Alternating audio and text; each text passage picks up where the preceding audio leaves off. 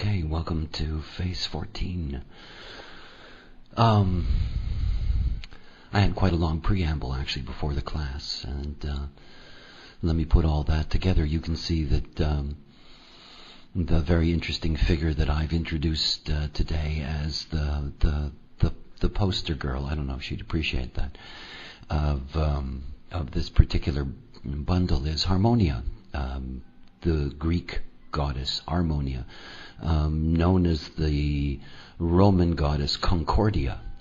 And interestingly enough, Harmonia's sister is Eris, the Greek goddess of chaos and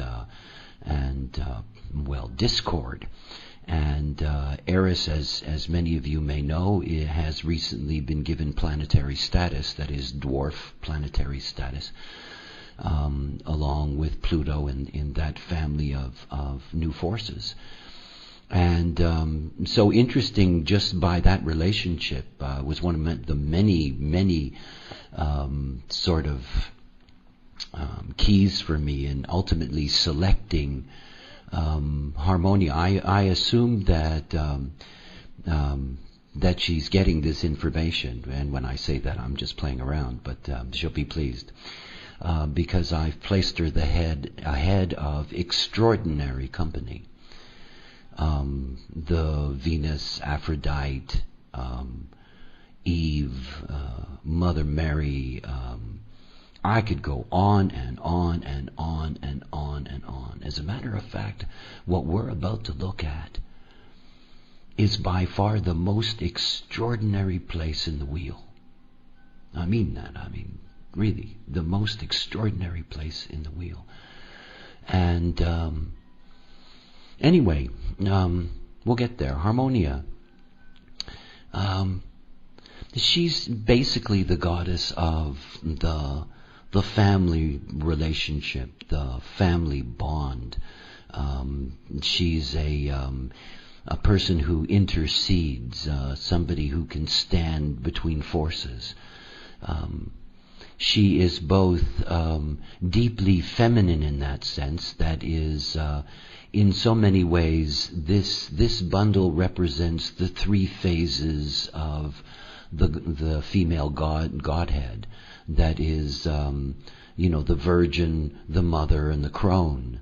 And all of these extraordinary aspects of the yin force are represented here in this particular bundle. So obviously when you think in terms of the virgin goddesses, the mother goddesses, the crone goddesses, you're looking at an array of forces that are the who's who of what people think of when they think of a female goddess. So it's interesting that here is Harmonia, who's, well, there's a couple of things about her that are interesting, aside from the fact that, her sister is Eris. Her father, because it's also Eris's father, by tradition is Aries. And it says a lot about the female principle within the bond. That, there is... how shall I put this? A warrior's power that is in there, that is the root of the force that holds the bond together. It is not the male that holds bonds together. It is the female that holds bonds together. At least that is what the principle is of this particular phase. So Harmonia's ancestry, her parentage, her background is something that you will see is extraordinarily important. It's very important. As a matter of fact, it is the most important thing that we discover, in a sense, about what the female principle requires in a bond. And one of the things that's required in that bond is the ability to be able to assess ancestry, history. background. In other words, who was your father and mother? Who were their fathers and mothers? One of those kinds of stories. That we all come with a line, if you will. And it is that line that is very, very important within the context of this particular phase. Anyway, without further ado, let's get to the codon. And the first thing that I want you to focus on here is this, because you haven't seen this. I mean, think about the body graph and the way in which the body graph is colored in. Now, there's only 4 possible colors that you can use in coloring in a center. And obviously, here, this is the only place that you will see this. Here you have this incredible complexity. It stands out by the very colors here. The representation that is here from the solar plex, the ego, the ajna, and the head. And that it is also one of the few quarters of quarters that carries with it its own definition. We saw that once before when we were looking at the quarter of the 21 and the 50, and the 51 and the 25. Here we're looking at this particular quarter, and again we have a definition. This time we have the definition of the 64 to the 47. But I really want you to look carefully here at this zone. And one of the things that I want you to see is that this quarter sits smack in the middle of Virgo. And those of you without astrological background, it is something very interesting to note about particularly the Virgo Pisces, this opposition that's in the wheel. By many, many traditions, it is the Virgo Pisces opposition or let's just leave it at that, or polarity to each other, that is the bedrock of humanness. It's very interesting to note, by the way, if you look at mammalian design, that the mammalian matrix has no possibilities in either Pisces or Virgo. Just interesting to note. One of those things from an older tradition that carries weight in a new time. It is something to grasp. And Virgo, Virgo itself is a true feminine principle. This is the Holy Mother. This is the place. So it's something to grasp about this particular codon, is that this particular codon carries enormous power. And it carries enormous power to present the yin in a certain way, because look at the way that it's built.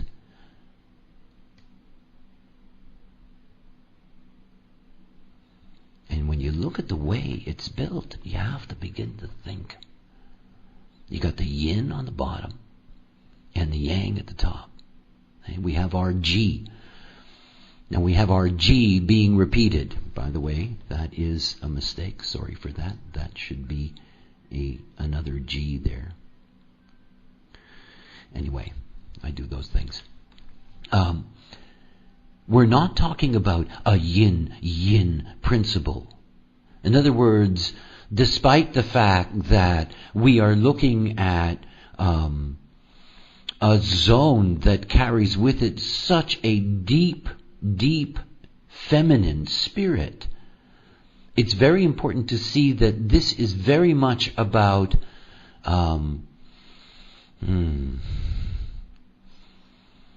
the yin using its power.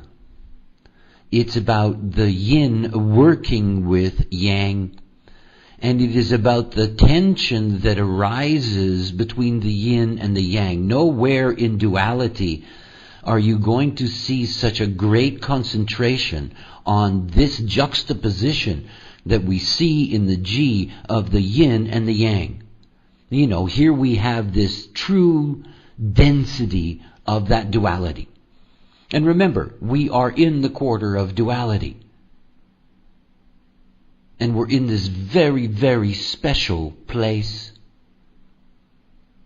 So let's begin and take a look. And let's see what this is all about. And when we begin our journey, let's start over here with the sixth gate.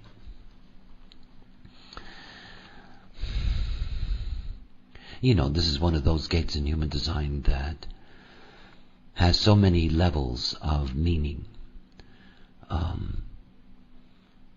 So many levels of meaning. And so much of the complexity of the sixth gate is something that, in essence, is hidden. That is, the sixth gate is not simply the source of the motor wave of the solar plex system, which means that it's the source of the differentiated streams of the solar plex system, what we call, the whole desire and passion and need that is there in the dynamic of the solar plex. This is all sourced from the six. But not only that, it is the infrastructure of the solar plex itself.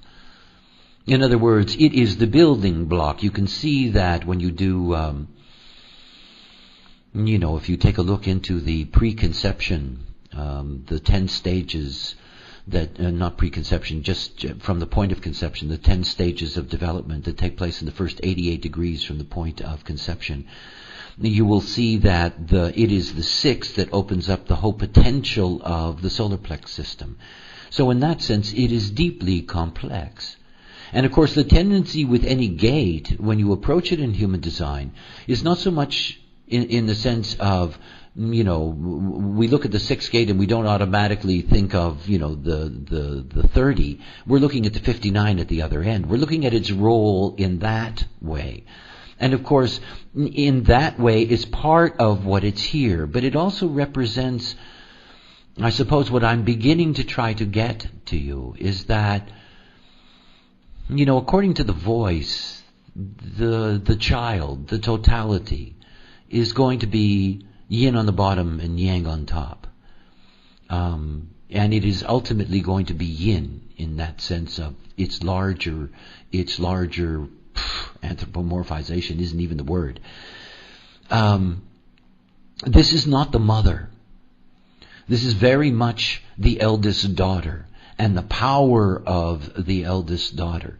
The eldest daughter that bathes in the love of the father and learns to have power over the male. This is the great power of the eldest daughter, is her ability to be able to handle the male spirit. It is always the youngest daughter that can get overwhelmed by the male spirit.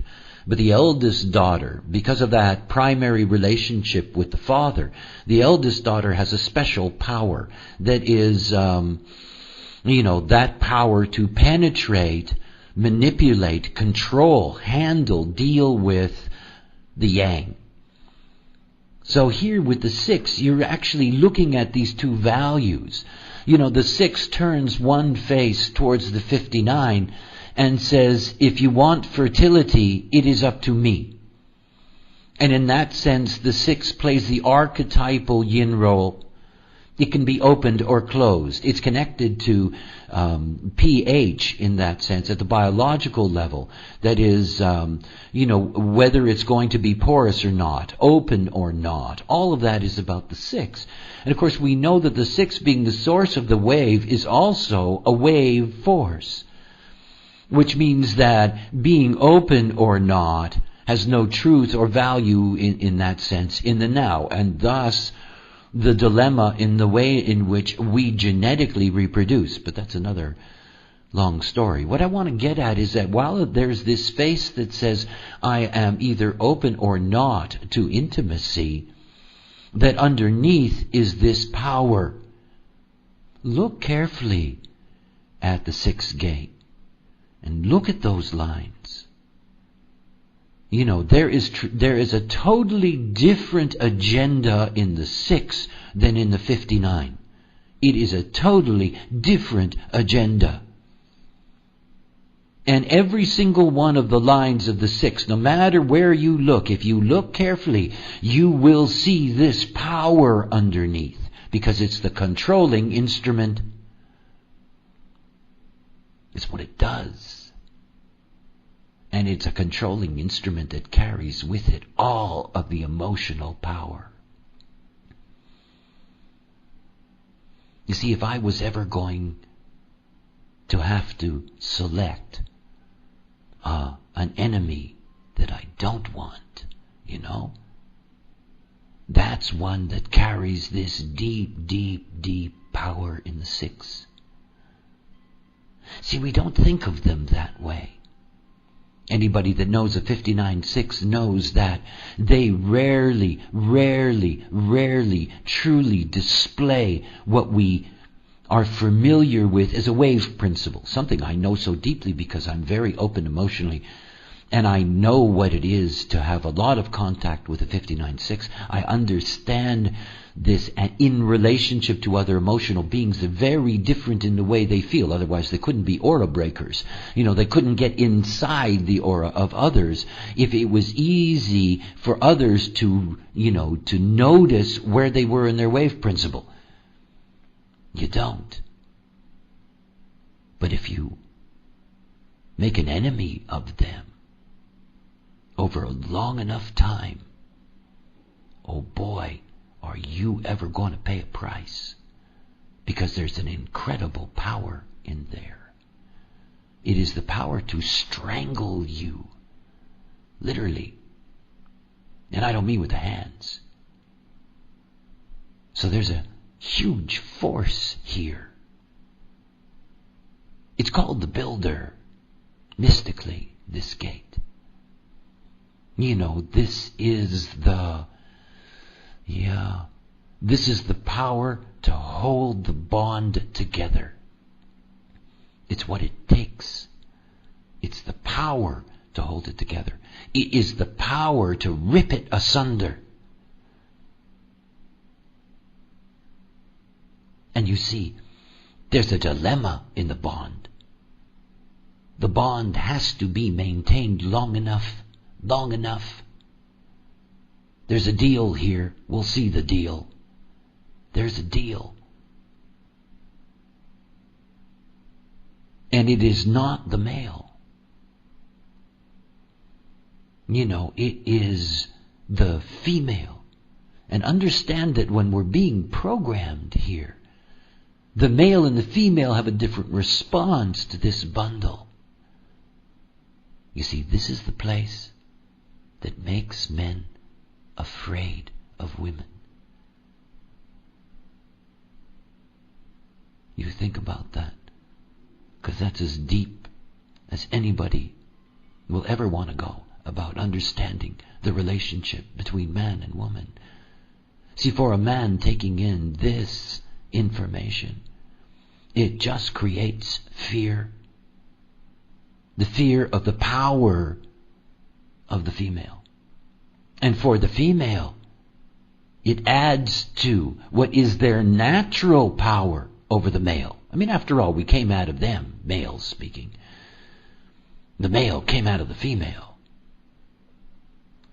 You can never, ever, ever be more powerful than that. Ever, ever, ever. No matter what you do, no matter what your culture creates, no matter what your religious dogma, lays down, you cannot. So, if you think about female liberation, feminism, just the simple right of a little girl anywhere to get an education, this is the place that is, giving the power to the possibility. This is the source. And you can see how it builds its power through its ability to handle the yang. Because it can. It can. Because it decides. When you understand the sixth gate as an archetype of the female principle, and you understand that this is pH, it opens and it closes. You understand the whole story. This is where the power is. This is the power of the female to use her sexuality. It is the power of the female not. Aristophanes comes to mind. Oh, this is an incredibly complex place. I mean, truly. Okay. Let's go over here for a moment.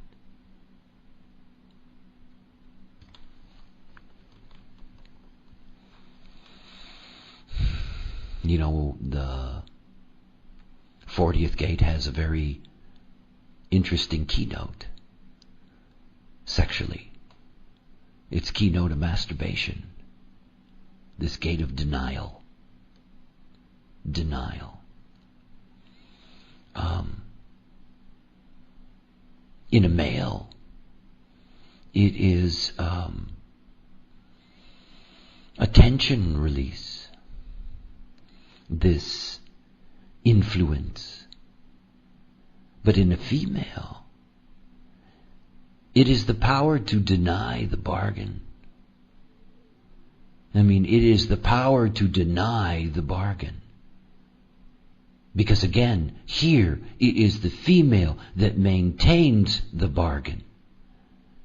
Most people, when they think about the 4037, you know that the 40th gate is the gate of work and the love of work, and the 37th gate is the mouth, and it's the gate of affection and the family, and you tend to think of the 40 as the yang and the 37 as the yin. Not here. Not here. Not at all. It's really the other way around. It is. See, this is a great female power. This power to deny. This is not a male power at all. Not in principle. It isn't. You see, like the 6, the 40 gives to the female its basic power. This is the only way that it works. The only way that there's going to be intimacy is that the yin controls the open and closed. And the only way that there is going to be a bond that is stable enough to produce family and children and genetic continuity is the power to deny and break the bond.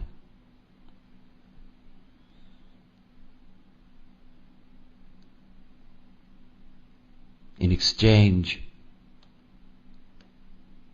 for respect. You see, this isn't, this is not a Catholic quarter.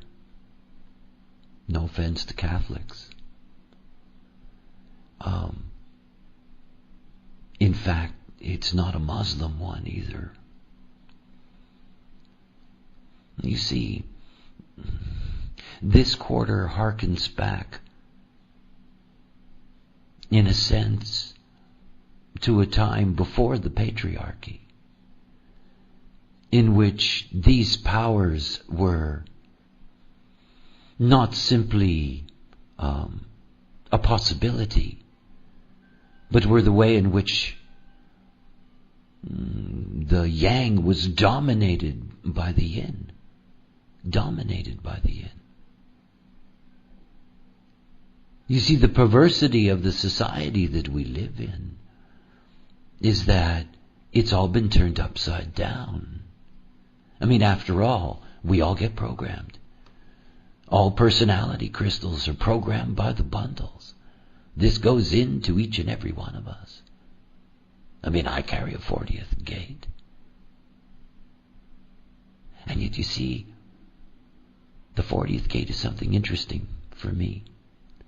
I've mentioned in mystical classes that I've done that it's obvious to me in analyzing my own design that it was through the 40th gate that I was called. I mean, it's gate of denial. You know, spiritually, the 40th gate by itself says there is no God. Which means that the female principle says there is no God. I am the creator. Aren't you? All you females. We are the creators. Anyway,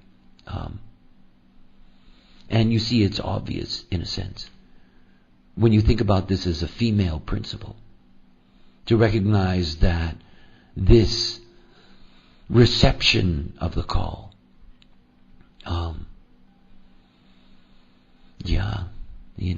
it's their gift after all. I mean, that's why, you look at this classroom or any other classroom that's connected to the New Age, and you'll see that the vast majority of people there are women.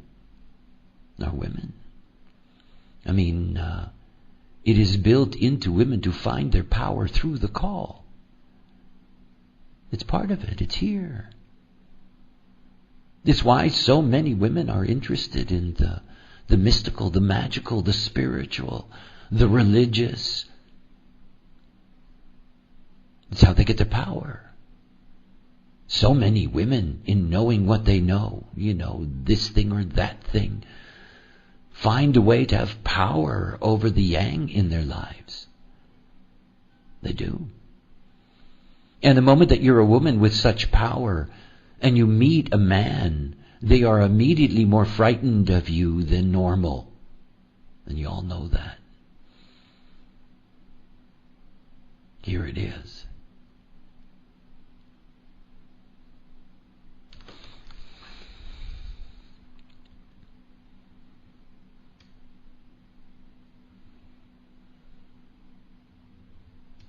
No, aren't they a pair? Eh? I mean, aren't they a pair? How they sit there beside each other. Huh? I mean, it's kind of odd, no? They're right there beside each other and they form this channel. There is an incredible continuity here in this movement, obviously. And within the context of what we are looking at in terms of, the overall mythology of this particular face, the harmonia that I've talked about, that the first place that we have to go is here. This 64. It brings the golden hue, if you will, to this quarter. And look at it. This perfection of yin yang, yin yang, yin yang, I mean, it's a perfection. That the quarter and the quarter of the quarter, or the quarter and the face and the gate, that they all resonate to the same thing. And what is the 64?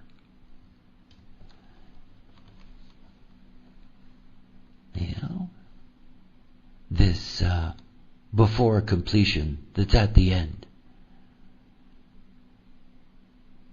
I mean, when you think about it, the head center is the deep gray area of the brain, more or less.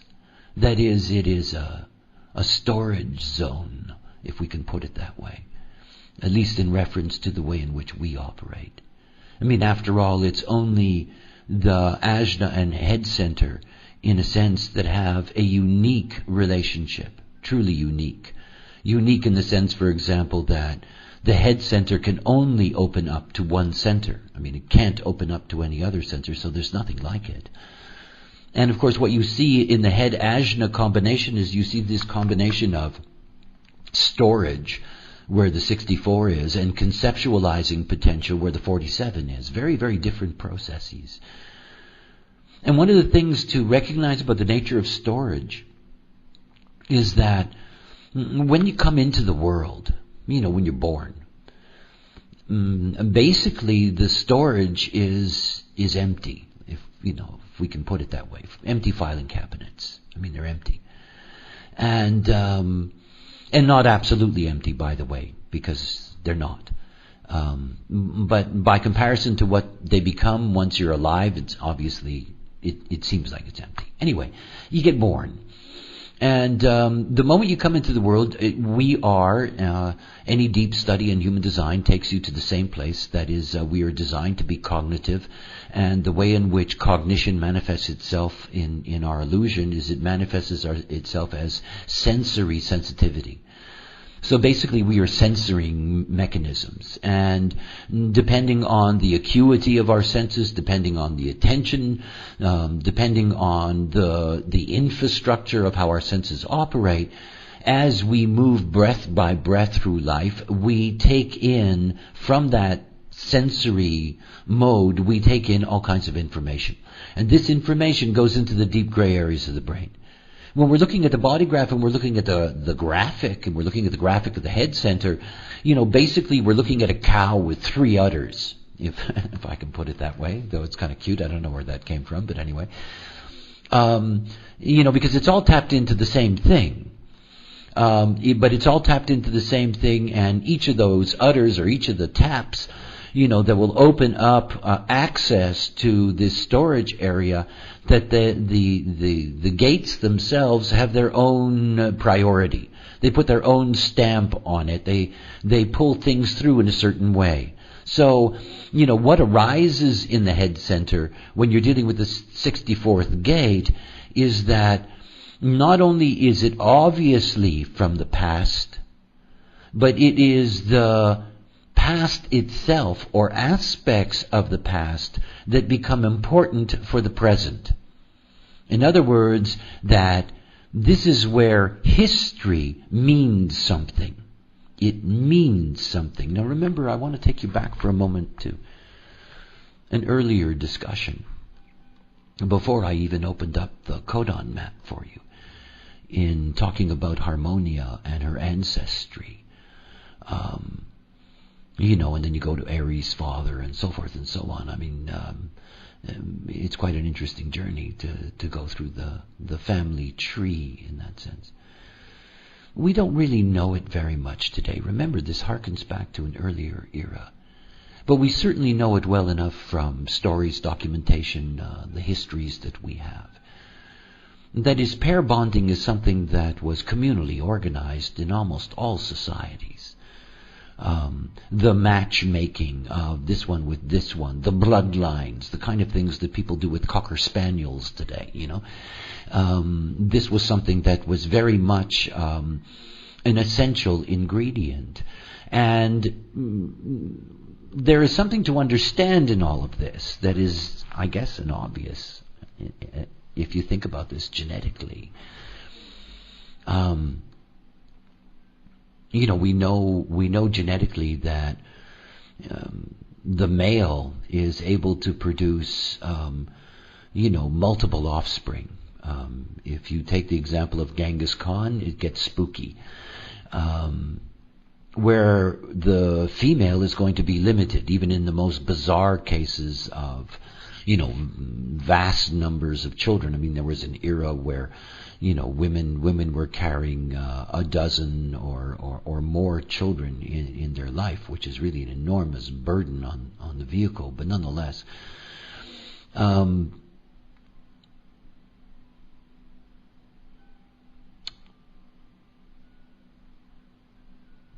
everything about the limitation on the female principle is that the egg that they are going to fertilize, that it really has to be worthwhile.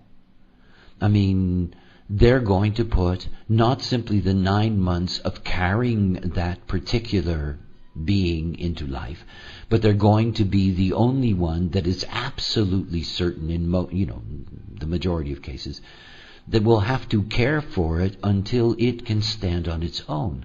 Now that is an enormous commitment. That is an enormous commitment in the sense of, do I carry that seed to fruition? Do I? Is it worth it? Now, what makes it worth it? How do you tell? Of course, we've got this modern notion of love, which is just, the not self gone crazy. The tradition was that you tried to match bloodlines.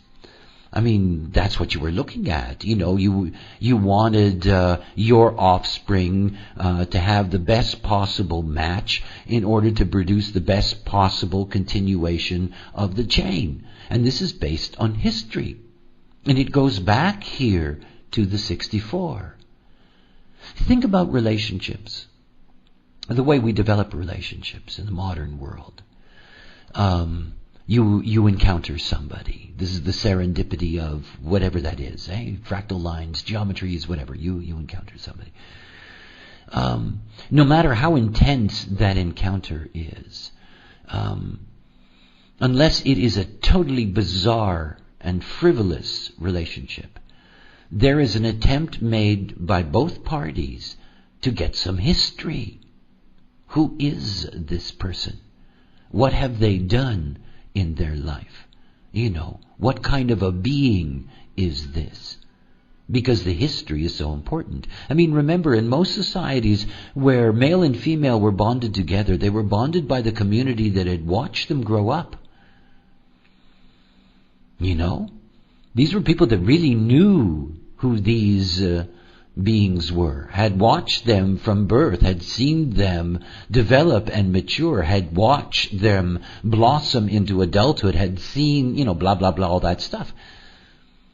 And so the history was built in, and the history is important. I mean, there are certain families that need to be able to recite in this world today, by heart, whole family trees. Particularly in places, for example, like Korea, where there were 5 founding families, very suitable to the I Ching, by the way. And so amongst tens of millions of people, you have 5 family names that are incredibly common. I mean, incredibly common. So you don't know whether you're marrying a first cousin, second cousin, third cousin. And by law in Korea, you're not allowed to marry somebody with the same last name, which means that a huge chunk of the population is not available to you because of genetic history. All of this is in the 64. It's one of its most, fascinating aspects. I mean, the thing about the 64 is that it doesn't just remember the past. It remembers the history of bonds. I mean, the history of bonds. As a matter of fact, 64s can become incredibly obsessed with their past relationships. This history of bonds. Always ruminating over it. Having it constantly being pulled forward. And again, the illusion when it's pulled forward is that it's something that needs to be dealt with in the now. And of course, the history of relationships clouds relationships. It clouds the next relationship. Are you going to be like that one? Is it going to end up being the same story? So this history, this is something that's very important. I mean, it is. It is the female principle that usually maintains the continuity in the family chain. It is this, there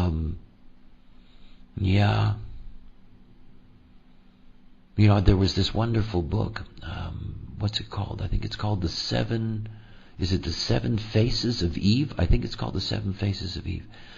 I may be wrong, but anyway. And it was this genetic study of the daughters, the 7 daughters of Eve, exactly. This study of the mitochondria of women, and the ability to be able to trace this history of the female principle going back in chains. And geneticists have been able to track all European women back to 7 women. And this is the history. And it is this history that runs along this particular line. It is not what the 47 does with it, by the way. Because again, we're talking about an aspect of programming. I just want you to grasp that The 64, when it is trying to make sense out of something, that ultimately, that process in the 47, the confusion of the 64, its confusion is always about its history with the other. Always. And of course, this leads to, in some, the analytical potential to begin to grasp what is necessary in order to make relationships work. Because after all, one of the things to understand about this particular face is that it does not want to destroy nor humiliate the yang. This is not what it's about. It's there to keep the yang in line with a little bit of fear, because everywhere else it gets enormous power. And at the same time, it's here to enthrone the power of the female principle. But it is about maintaining the bond. It is about using the female magic to maintain that bond.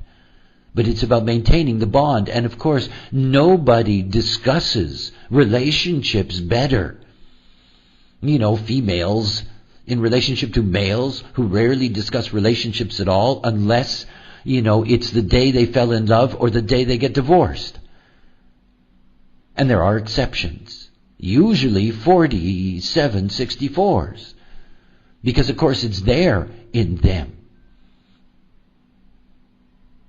You need to understand relationships. So we catalog them. There's a place inside of each of us that is influence, the personality, influence to catalog its relationships, to learn from each of them.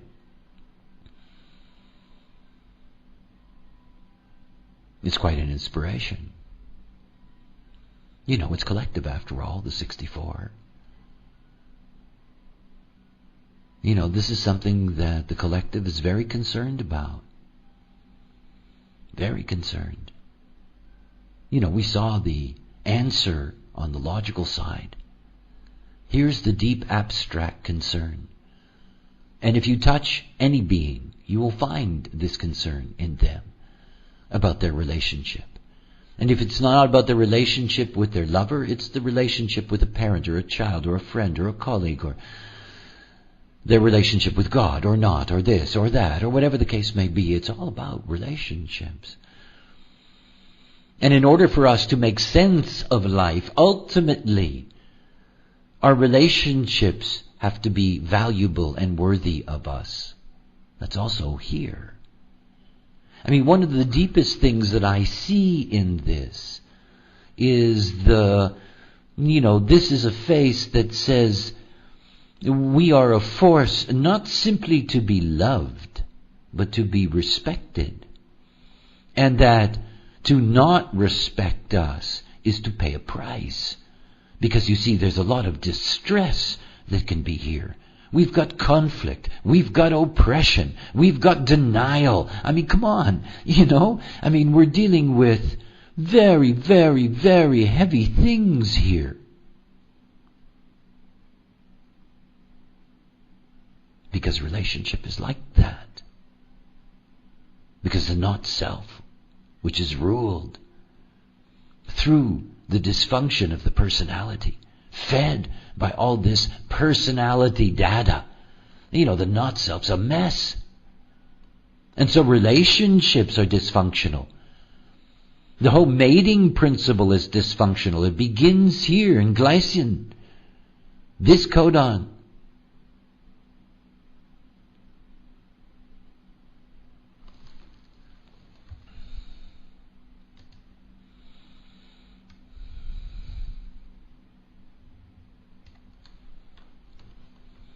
Oppression.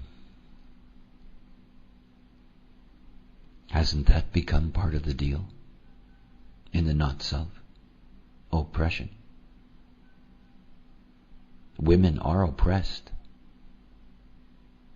The majority of women on this planet are oppressed. In one way or another. They are. It is the perversity of all this.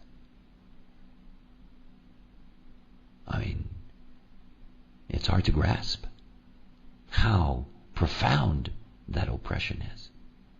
how violent it is, how cruel, how short-sighted it all is. You see, it's one of the things that I always talk about is the lack of education for little girls in the world. And it's not just that I care about those little girls. I understand that they are going to become mothers. And that they are going to have children. And that their children are going to have an ignorant mother, and an ignorant mother will be oppressed. It is the very nature of oppression. And how can we make sense out of the world if we're oppressed?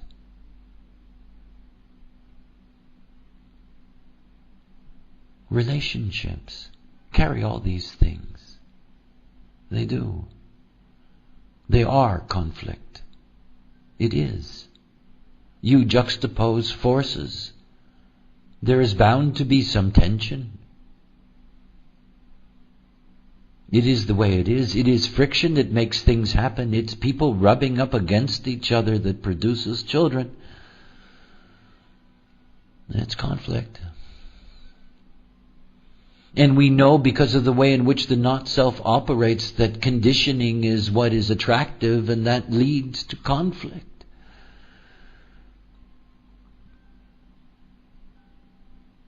And we know that relationships are rooted in a bargain that can be broken when loyalty and respect is broken. And that all relationships are a bargain to deal with the conflict. Are a bargain to deal with the conflict and make sense out of the life.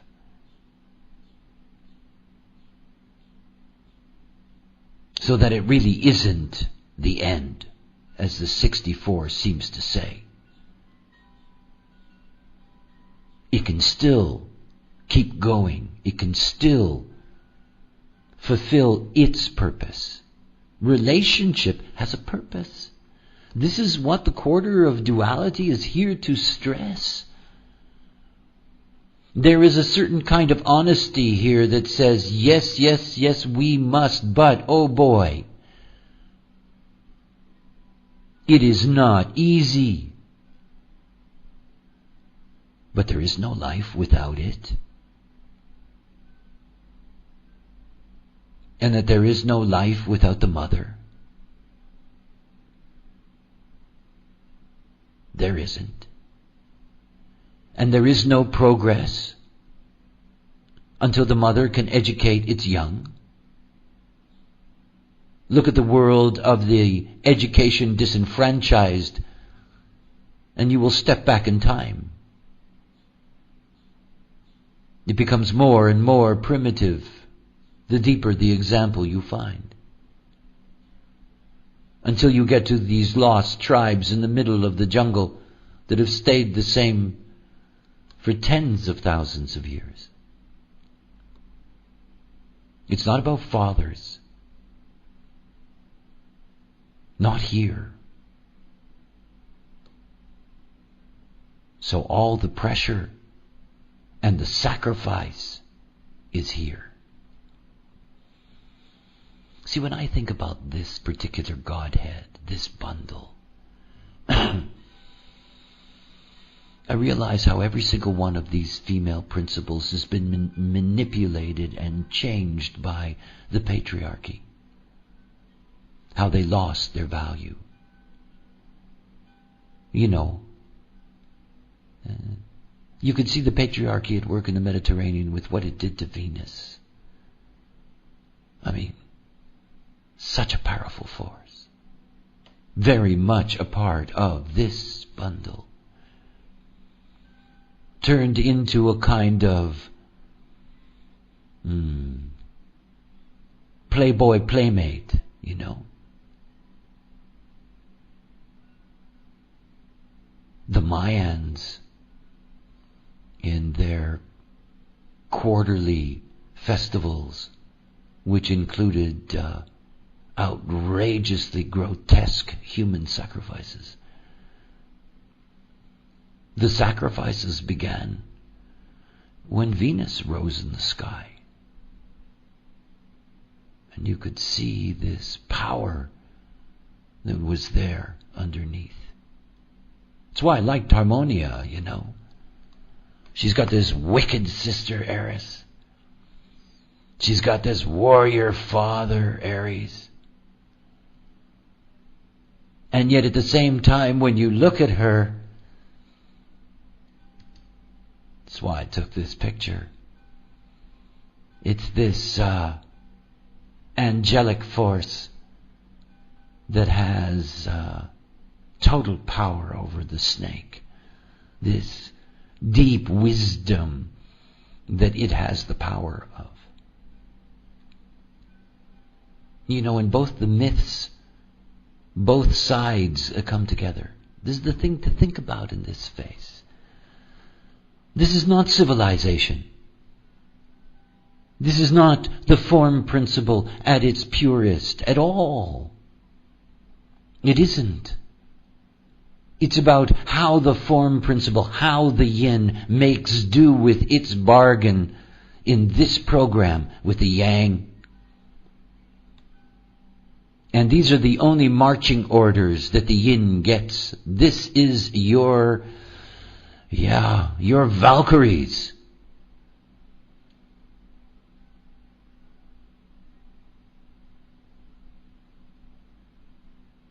One last thing.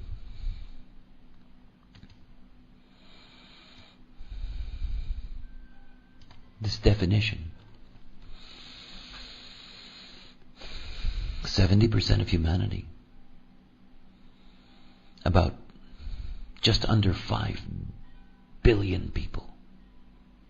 That's a lot of human beings, 5 billion people. Have an open head center. 70% of humanity thinks about things that don't matter. And literally what that means is they think about whatever they're conditioned with. Now think about the 6447 in this context. And understand how powerful this quarter actually is as a conditioning force. It's huge. Everyone who carries the 6447 as part of their design, every one of them, they are conditioning, part of conditioning, the other 70% of humanity to pay attention to relationships and to come to grips with the female principle. It's in the program. It's how it gets across.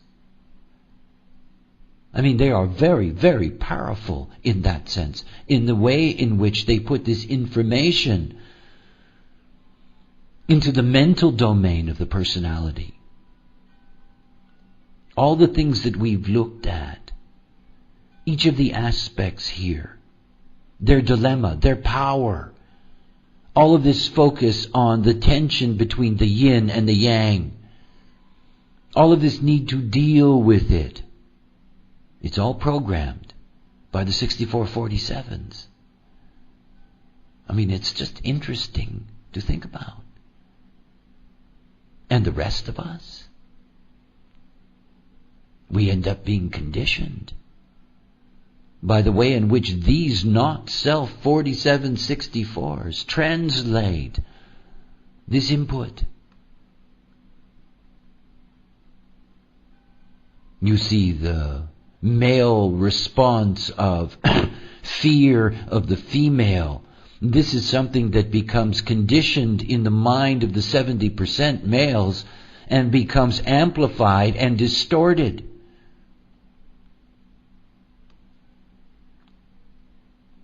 How many women did they burn in Europe?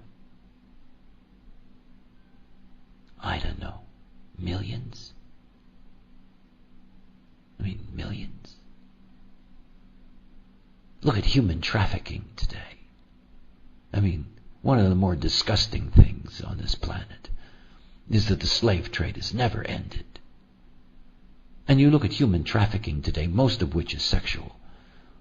It's women. This amplification and distortion of the fear of the female principle in the yang becomes very, very ugly. Very ugly. The male reactions to their fear of the female goes from the normal to, the really sick. Right? Just something to think about.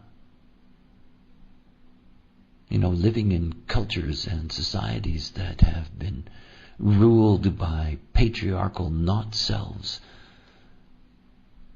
for a long time. A long time. This is the only pure propaganda force, if I can put it that way, for the yin principle, in its conflict with the yang that is here. All it takes for this to emerge, as correctness, is, the process of each individual. See, the moment that you truly begin to live out what is your nature, the moment you live your uniqueness and actually have your own authority that you can trust, no one can dare not respect you.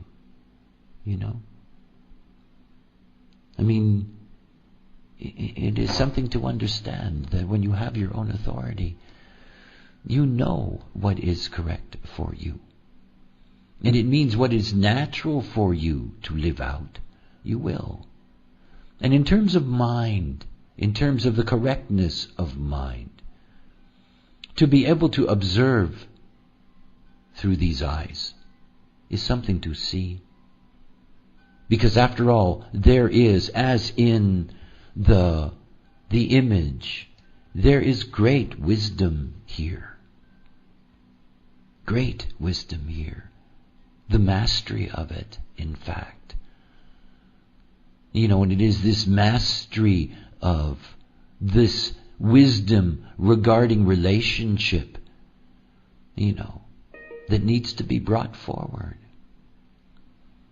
I like this selection of Harmonia, the lesser fame, with all of these incredible forces that are part of this face. And yet the key in understanding her is understanding that her greatest work is to stand between those in conflict and find a way to end the conflict. And this is what it's about. It's I guess, in a sense, it's paraphrased in the concept of women's equality, though that has been questionable the way in which that has actually been realized. But nonetheless, this is really what it's about. It's about coming to grips with an honest relationship, a bond that can be maintained. After all, it's not against the bond at all. It's the thing to grasp. This is duality.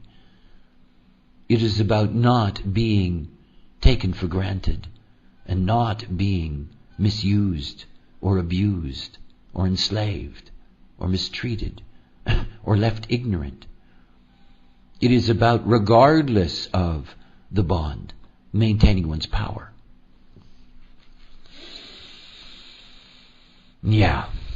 Okay, that's phase 14. Nice that you were all here. I enjoy my morning coffee with you. And long live Harmonia. Anyway, you all take care. Bye for now.